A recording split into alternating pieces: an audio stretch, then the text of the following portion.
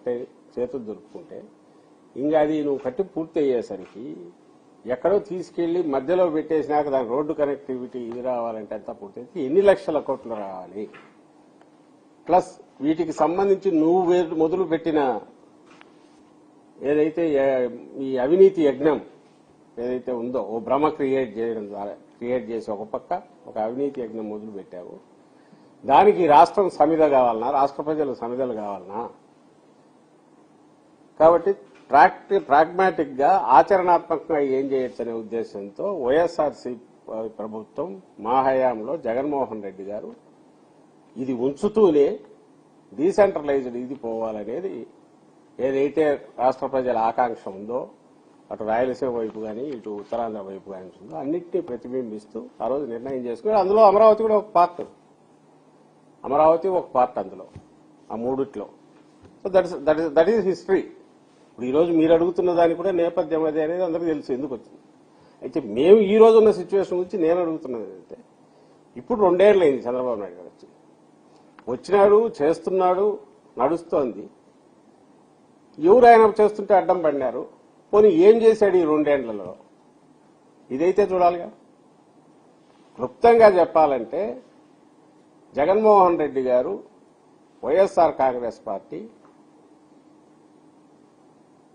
ఎన్ని లక్షల కోట్లు అయితే ఇది పూర్తవుతుందో తెలియని ఓ ఊహాజనితమైన చంద్రబాబు నాయుడు గారి ప్లాన్ ఏదైతే ఉందో దానికి పెట్టిన అమరావతికి వ్యతిరేకం, అట్ ది సేమ్ టైం ఏ అమరావతి అయితే ప్రజల రాజధానిగా అందరి ప్రజల ఆకాంక్షగా ఉండేదానికి ఆయన ఎప్పుడూ వ్యతిరేకం కాదు కాబట్టే 19 ఎన్నికలకు ముందే ఇప్పుడు మనం నిలబడిన ఇక్కడ చంద్రబాబు నాయుడు కంటే చాలా ముందే భూమి కొనుక్కొని ఇక్కడే ఆఫీసు, ఇక్కడే ఇల్లు కూడా కట్టుకున్నారు శాశ్వతంగా.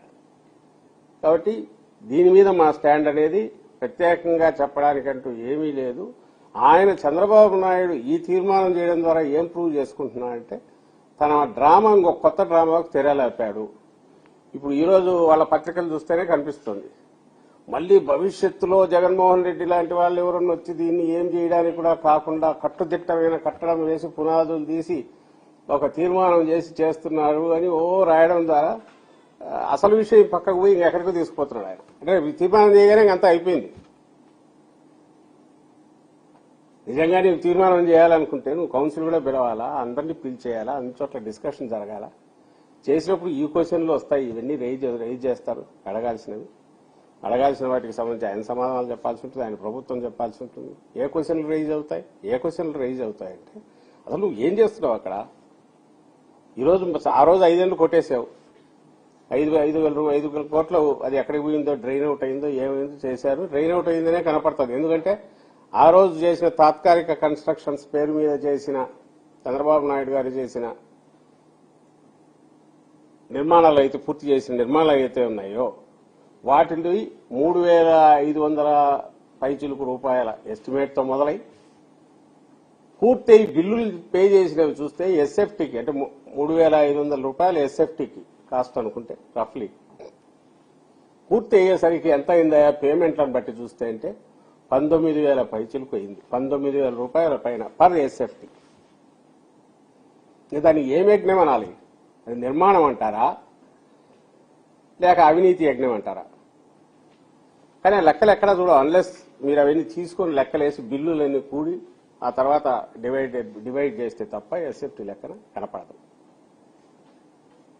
సో 14-19 మధ్య ఆయన దేనిగా చూశారో అప్పట్లో ఆయన మోడీ గారి మాటల్లో చెప్పాలంటే పోలవరం ఆయనకు ఏటీఎం అంటే పోలవరం ఏటీఎం అయితే ఇది ఏటీఎం అనాలో దీన్ని ఏమనాలో తెలియదు. ఇది ఎలాంటి ఫిక్స్డ్ డిపాజిట్ అనాలో పర్మనెంట్ ఈయన దోపిడీకి మార్గం చూపే ఒక దాన్ని కామధేను అనాలన్నా ఏమనాలో మరి తెలియదు. ఎవరికి చంద్రబాబు నాయుడు ఇట్లా చేయి జాపితే ఇట్లా వచ్చేటట్టు కోట్లు వచ్చేటట్టు ఉండే సాధనం కింద ఆయన అమరావతిని ట్రీట్ చేశాడంటే ఆ రోజు ఎగ్జాంపుల్లోనే కనపడుతుంది. ఈ రోజు ఏం చేశాడు? మళ్ళీ ఇప్పుడు ఈ 2 ఏళ్లలో ఒక్కటే అడుగుతున్నాం, ఏదన్నా ఒక కొత్త ఏదన్నా దీంట్లో వచ్చింది. కొత్త ప్లాన్ కోసం మళ్ళీ 400 కోట్లు ఈ మధ్య చదివించుకుంటున్నాడు అనేది డిజైన్ కోసం అని చెప్పి 400 కోట్లు ఇస్తున్నామంట. ఇప్పుడు అప్పుడు ఇచ్చిన డిజైన్లన్నీ ఏమినాయి?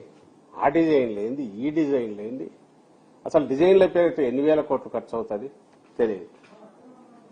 అలాగే బిల్డింగులకు సంబంధించి ఆ రోజు ఏవైతే పునాదులు తీసి ఆగినాయో అవి ఈ కొత్త ప్రభుత్వం వచ్చాక ఎవ్వరు అడగకుండానే వాటిని రద్దు చేసి చంద్రబాబు నాయుడు గారు మళ్లీ టెండర్లు పిలిచారు. పిలిచి ప్రతి టెండర్ కూడా 5% సీలింగ్ కాబట్టి, ఎందుకంటే 5% పైన వేస్తే టెండర్ క్యాన్సిల్ అయ్యి మళ్లీ పిలవాలి కాబట్టి 4.85% ఎక్సెస్ తో మళ్లీ వాళ్లే టెండర్. దాదాపు 90% నాకు తెలిసి సేమ్ అర్లియర్ కాంట్రాక్టర్స్ కే వాళ్ళకే అలొకేషన్. ఈసారి యావరేజ్ రేట్ ఎంత ఎస్ఎఫ్టీకి వీళ్ళ దీని ప్రకారం 11,000 12,000 ఎంతో పడుతుంది. ఇంకా ఊహించుకోండి, ప్రజలే ఊహించుకోవాలా. ఆ రోజు 3,500 రూపాయలు ఎంతో ఎస్ఎఫ్టీ ఉన్నది 19,000కు ఫైనల్ అయ్యేసరికి పే చేసింటే అంటే 400%, 450%, 500% నాకు తెలియదు, లెక్కలు వేసుకోవాలి. మరి ఇప్పుడు ఈరోజు 11,000 12,000 ఆవరేజ్ దాని మీద వేస్తున్న ఎస్ఎఫ్టీ కాస్ట్ పూర్తి అంటూ అయితే అంటే ఎవరో ఆపుతారని కాదు, జగన్మోహన్ రెడ్డి గారు ఎవరో ఆపుతారు కదా, అసలు ఈయన పూర్తి చేయాలనే ఉద్దేశం ఉంటే కదా. అది ఎన్ని వేల రూపాయలకు పోతుంది? నాకు తెలిసి 50,000 60,000 రూపాయలకు పోతుంది ఎస్ఎఫ్టీ. ప్రపంచంలో ఎక్కడైనా ఉందా ఇది? అసలు దీనికి ఆన్సరబిలిటీ, జవాబుదారీతనం ఉందా? దీన్ని చూస్తే భయం వేస్తుంది. అమరావతి అంటే భయం కాదు, దీన్ని చూస్తే భయం వేస్తుంది. నువ్వు అమరావతి పేరుతో చేసే దోపిడీని చూస్తే, అమరావతి పేరుతో శాశ్వతంగా ఒక వనరు కింద, దోపిడీ వనరు కింద చంద్రబాబు నాయుడు గారు క్రియేట్ చేసుకున్న విధానం ఏదైతే ఉందో దాన్ని చూస్తే ఎవరికైనా భయం వేస్తుంది. ఎందుకంటే రాష్ట్రం మొత్తం దీంట్లో ఇదే అవుతుంది, బలి అవుతుంది. రాష్ట్ర ప్రయోజనాలు కాదు, రాష్ట్రమే ఈ ఊబి ఎక్కడికి పోతుందో తెలియదు. అక్కడ పునాదులు ఎట్లయితే ఎన్ని వందల మీటర్లు పోయి పైల్ ఫౌండేషన్ వేస్తే తప్ప నిలబడదో, ఈ అవినీతి ఊబి అనేది చంద్రబాబు నాయుడు గారు క్రియేట్ చేసింది ఎంతవరకు పోతుందో తెలియదు. దీనికి సంబంధించి ఏమైనా ఒక్క డీటెయిల్ బయటకు వస్తుందా? మా వాళ్ళ ఆర్టీఐ కింద ఎన్ని అప్లికేషన్లు పెట్టినా సమాధానం అయితే రావట్లా. నీకు నిజంగా ఏమి దీంట్లో లేకపోతే ఎందుకు ట్రాన్స్పరెంట్ గా, ఓపెన్ గా అన్ని బయట పెట్టారు? ఈ రోజు కంటున్నారు, ఇప్పుడు బిల్డింగ్ ఏదో మొదలు పెట్టారు కానీ డ్రైనేజీలు కానీ దానికి ఏమీ లేవని. మళ్ళీ దానికి సపరేట్ ఏమైనా వేస్తారేమో తెలియదు. ఈ 2 ఏళ్లలో ఏం జరుగుతున్నాయంటే పాత బిల్డింగులకు సంబంధించి మళ్లీ 5,000 కోట్లు మొబిలైజేషన్ అడ్వాన్స్ ఇచ్చారంట. మొబిలైజేషన్ అడ్వాన్స్ అంటే ఇంకా తెలుసుగా, ముందే ఇచ్చి పని మొదలు పెట్టండి అని. లోన్ ఎంత తెచ్చాడు? ఇప్పటికీ శాంక్షన్ చేయించుకున్నాడు, 47,000 కోట్లు శాంక్షన్ అయింది. ఇందులో ఇప్పుడు వచ్చింది ఎంత అంటే 9,000 కోట్లు. అందులో వీళ్ళకి ఇచ్చింది ఎంత? రాగానే మొబిలైజేషన్ అడ్వాన్స్ ఇనిషియల్లోనే 50% కంటే ఎక్కువ 5,000 కోట్లు ఇచ్చేశారు. మళ్ళీ ఇందులో ఒక డైవర్షన్ అంట, అన్నదాత సుఖీభో ఒకటి 1,000 కోట్లు, 960 కోట్లు ఎంతో డైవర్ట్ చేశారు.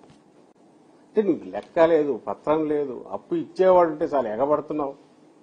నీ పలుకుబడి ఎంత ఉపయోగించి అప్పులు ఎట్లా తీసుకురావాలనే దాని మీద చూస్తున్నావు. అని చంద్రబాబు నాయుడు గారు చేసే ఈ ఏడాపేడా ఎక్కడ అప్పులు దొరుకుతాయని వెతుకుతూ తెచ్చే వీటిని ఎవరన్నా క్వశ్చన్ చేయబోతే వీళ్ళు అమరావతికి వ్యతిరేకం. అమరావతి ఏపీలో పార్టీ కాదా? మాకే ఇంతకుముందు సీట్లు ఇక్కడ రాలేదా? ఇప్పుడు ఓట్ల పరంగా చూస్తే ఇక్కడ తక్కువ వచ్చాయా? ఎందుకు అమరావతి దీని మీద వేరే అభిప్రాయం ఉంటుంది జగన్మోహన్ రెడ్డి గారికి కానీ, వైఎస్ఆర్ కాంగ్రెస్ పార్టీకి కానీ. అందువల్ల మళ్లీ చెప్తున్నాము, వైఎస్ఆర్ కాంగ్రెస్ పార్టీ, జగన్మోహన్ రెడ్డి గారి కానీ అమరావతి మీద ఎలాంటి అభ్యంతరము లేదు. ఆ రోజు లేదు, ఈ రోజు లేదు. దేని మీద ఉంది? అవినీతి మీద, ఆ పేరుతో జరుగుతున్న దోపిడీ మీద. అలాగే రైతులను అక్కడి నుంచి వాళ్ళ భూములు లాక్కొని ఈ రోజుకు వాళ్లకు లేఅవుట్ చేయకుండా, ప్లాట్లు ఇవ్వకుండా వాళ్లను ఒక ఎటుగాని పరిస్థితిలో శాశ్వతంగా నింపేసి వాళ్ళకి అసలు పిల్లలు పెళ్లిళ్లు చేయాలన్నా, ఇంకోటి చేయాలన్నా వాళ్ళ ఆస్తి ఇదని చెప్పుకోవడానికి ఏమీ లేకుండా, ఎక్సెప్ట్ ఆ సంవత్సరానికి ఇచ్చే కౌలుతో మీ బతుకు ఎట్లే బతకండి అన్నట్టు శాశ్వతంగా వాళ్ళ మొదటి రాశాడు కదా రైతులది ఓ శాపంలాగా. దాన్ని చూస్తే బాధ వేస్తుంది, వ్యతిరేకత పెరుగుతుంది. ఆ రోజు సరే, ఈ రోజుకు చేయలేరు, 2 ఏళ్ళైంది. ఈలోగా ఇంతమంది స్టేట్స్ డివైడ్ అయిన దగ్గర రాయపూర్ ఎన్నాళ్ళకు ఎందుకు తెలియదు. దాన్ని ఎవరు ఎందుకు అబ్జెక్ట్ చేస్తారు? కొత్త రాజధానులు వచ్చిన చోట నువ్వు చేసింది నువ్వు ఈ రోజు మళ్ళీ చెప్తున్నా, ఆ రోజు బిల్డింగ్ తప్ప నువ్వు పునాదులు తీసేవి కొత్తగా ఏమన్నా నీవేమొచ్చినాయి వస్తే బిల్డింగ్లే అంటారు, అంతకుమించి ఏం లేదు. బిల్డింగ్స్ అంటే 4 బిల్డింగ్లు అంటే అది రాజధానే. పోనీ కనెక్టివిటీ ఏదన్నా ఇప్పటికేమైనా డెవలప్ అయిందా, ఇంక్లూడింగ్ కరకట్ట రోడ్డుతో సహా? సేమ్ సింగిల్ రోడ్డు పోవాల్సిందే. ఆయన వాళ్ళ కాన్వాయిలు వస్తే మొత్తం ఆగిపోవాల్సిందే. ఎవరు చావు వాళ్ళు రావాల్సిందే, తిరుక్కొని పోవాలని. ప్రధానంగా ఏదైనా వచ్చింది అంటే ఆ వెస్టర్న్ బైపాస్ ఇప్పుడు ఇబ్రహీంపట్నం దగ్గర నుంచి ఇక్కడికి కాజా వరకు కలిపింది. అది ఊరే పూర్తి చేసింది. మెయిన్ ఆర్టరీ ఏదైతే కనెక్ట్ చేస్తుందో అది పూర్తి చేసింది ఎవరు? జగన్మోహన్ రెడ్డి గారు. దానికి నువ్వు నీ హయాంలో పూర్తి అయినట్టు ఈ రోజు కూడా పెట్టేట్టున్నావు. మొదలు కాబోతున్నాయి ఓహో అని వీళ్ళ దీంట్లో ఈ నెలాఖరికి అయిపోయి కంప్లీట్ చేస్తావని. నువ్వు కంప్లీట్ చేసేది నీ హయాం కాదు, ముందు వచ్చిందని నువ్వు అసలు టేకప్ చేయలే. నువ్వు రాజధాని అన్నాకన్నా ఎవరైనా ఫస్ట్ ఏం చేస్తారు? మెయిన్ కనెక్టివిటీ తీసుకొస్తారా? అప్పటికే శాంక్షన్ అయిన ఈ నేషనల్ హైవేస్ ప్రాజెక్టు ఎందుకు అసలు తీసుకురాలి చంద్రబాబు నాయుడు? 14-19 మధ్య ఆయనకి ఇష్టంలా. ఆ కనెక్టివిటీ వస్తే త్రూ అయితే ఇతను అనుకున్న పద్ధతిలో భూములు మూవ్మెంట్ చేయాలన్నా సింగపూర్ కంపెనీల పేరు మీదనో ఇంకో దాని పేరు మీదనో తను దోచుకోవాలనుకున్నా ఈ మొత్తం క్రీమ్ 3000 ఎకరాలు తన కన్నేసిన వాటన్నిటినీ అది ఓ పెద్ద దీనికి ఖజానా కింద మార్చుకోవాలనుకున్నా కుదరదు కాబట్టి వేలా. ఈ మెయిన్ ఆర్టీరియర్ లైన్ ఆ రోజు వేసింటే 14-19 మధ్య ఈయన ప్రమేయం ఎందుకు? దానంతటా డెవలప్ అవుతుందిగా. మరి అది ఎవరు వేసింది? జగన్మోహన్ రెడ్డి గారు వేస్తే నువ్వు ఈ రోజు దానికి ఏదో ఈయన చంద్రబాబు నాయుడు గారు చేసినట్టు దీనికోసం చేసినట్టు అది ఆ క్రెడిట్ జగన్మోహన్ రెడ్డి గారిది. మీకు రోడ్లు రాకూడదు, అక్కడ కనెక్టివిటీ పెరగకూడదు, కానీ కంటిన్యూస్ ఈస్మన్ కలర్ సినిమాలు అయితే ఓ భ్రమ అయితే నడుస్తుండాలి. ఈ రోజు మొన్న కూడా ఏదో అంటున్నారు, అది వెళ్తే 50 లక్షలు వేసి 260 మీటర్లు ఎత్తున ఆ పై నుంచి చూస్తే ప్రపంచం అంతా కనపడుతుంది. చంద్రమండలం మీద చూస్తే భూమి అంతా కనపడుతుంది. అంటే ఎవరిని భ్రమలో పెట్టాలనుకుంటున్నారు? ఈ మొత్తము దీనికి సంబంధించినంత వరకు ఈ రోజు వరకు ఏమి జరిగింది అనేది ఒక్కసారి వైట్ పేపర్ లాగా రిలీజ్ చేయమనండి, ఏమీ కనపడదు. భ్రమలో పెట్టడంలో కొత్త చాప్టర్లు. ఈ రైతులది తేల్చలేదు, మళ్ళీ కొత్తది అక్విజిషన్, సెకండ్ ల్యాండ్ పూలింగ్ అని మళ్ళీ ఇంకో రెండో దానికి. అక్విజిషన్ కాదు, అక్విజిషన్ అయితే దట్స్ ఓకే, ఏదో యాక్ట్ ప్రకారం ఇవ్వాల్సి ఉంటుంది. ల్యాండ్ పూలింగ్ ఇంత మొత్తం దీంట్లో ఏమి ఒక్కటి ఫాస్ట్ శరవేగంగా పూర్తవుతుందంటే ఆయన ఇల్లు మాత్రం చాలా ఫాస్ట్ తయారవుతుంది. అది అప్పుడు ఏది ఇప్పుడు పూర్తి అవుతుంది. మిగిలినవన్నీ మొబిలైజేషన్ అడ్వాన్స్ బిల్లులు పే చేస్తూనే ఉన్నారు. అయితే ఏం చేస్తున్నారు ఎవరికి తెలియదు, అది అర్థం కాదు. అంత అర్థం కాకపోతే చంద్రబాబు నాయుడు గారికి అంత ఉపయోగం. ఈ కన్ఫ్యూజన్ ఇలాగే ఉండాలి. ఏమన్నా అన్నారు అనుకోండి, జగన్మోహన్ రెడ్డి గారు అడ్డం పడినారు, వైఎస్ఆర్సీపీ వాళ్ళు అడ్డం పడినారని చెప్పడానికి లేదు.